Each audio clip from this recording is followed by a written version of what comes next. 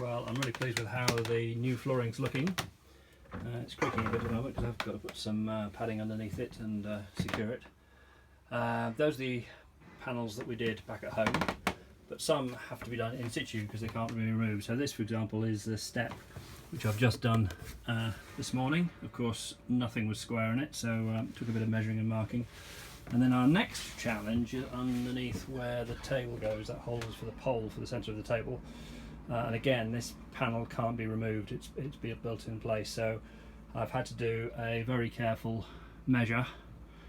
The slot is actually smaller than that, and as you'll see I'm going to use a different technique to cut it. So now it's a case of fitting it and making sure it's right, and then sanding and gluing the surface and sticking it down.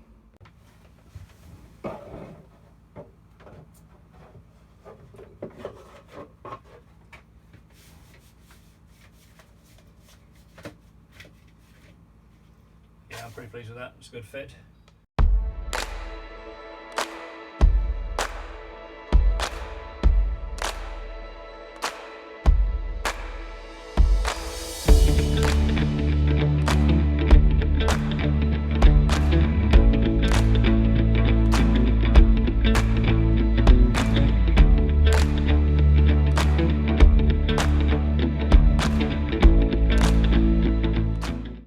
So the section of the floor there's glued down, but I have to trim the opening for the two little hatches that go beside the pole hole.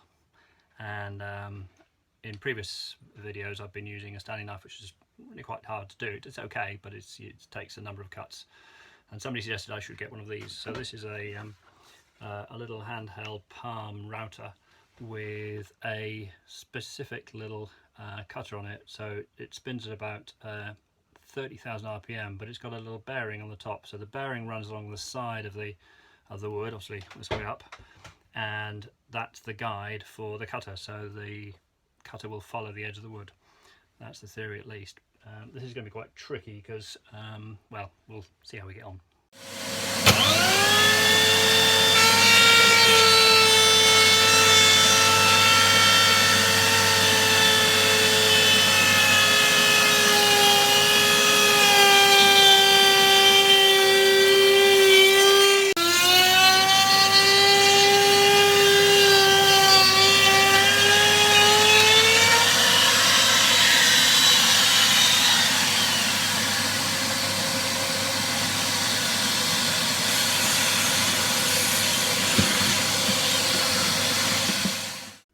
Well, that was a scary moment, but it's done it beautifully. It's just trimmed all the way around, following the wood below.